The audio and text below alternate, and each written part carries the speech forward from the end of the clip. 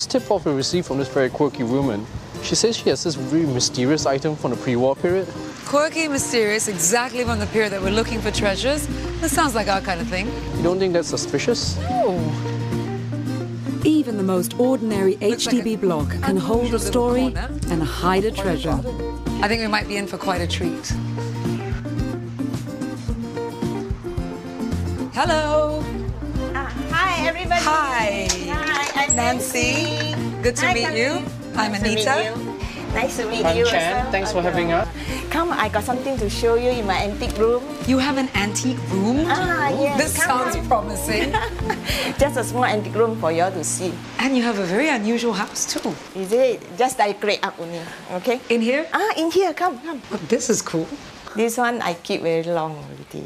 What's this? Oh, this is the Qin Dynasty tableware. Oh, look at this. Wow. Oh, what a beautiful cash box you got. This is my father's cash box. He always keep the cash here. Oh, this is one of those very antique. quintessential 20th century thing. Newton, Shakespeare and company. There would have been a tray to separate all the coins or shillings, as they call it. Yes. And lots of cash. Yeah. Why do you collect all these things? I like to keep all antique things. Yeah. You got anything else? How about this one?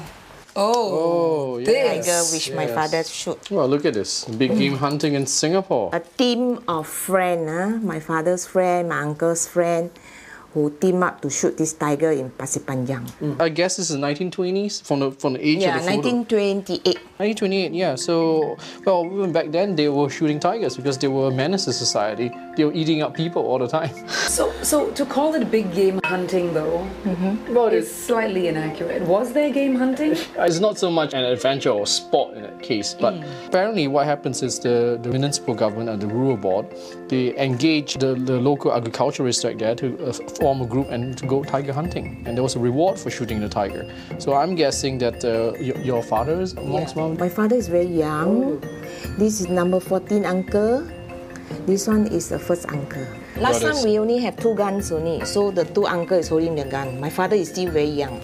So this is your father, obviously, this is later my on? father. The later on. Everyone seems to be quite happy here. This is my dad. Yeah. He's holding a gun. So this is that? Yeah, there's a bandolier of shotgun shells and cartridges. So these are obviously empty.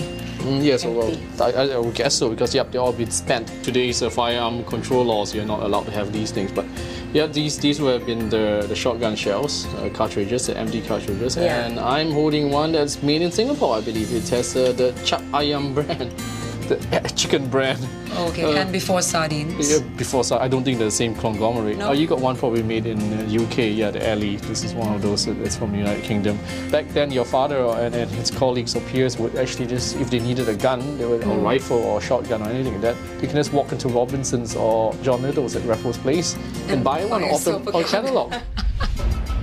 Group photos of hunters were commonplace during this period. An interesting thing is I noticed this was taken in the studio. I think it's It's the studio. Wah Sing Studio, I think, in Singapore. So obviously they got a professional photographer in 1928 to come down to take their trophy. And I see there's a number of articles here. I'm assuming that this photo has actually been reproduced many times. The oldest is probably this. This is in 1979. The way we were.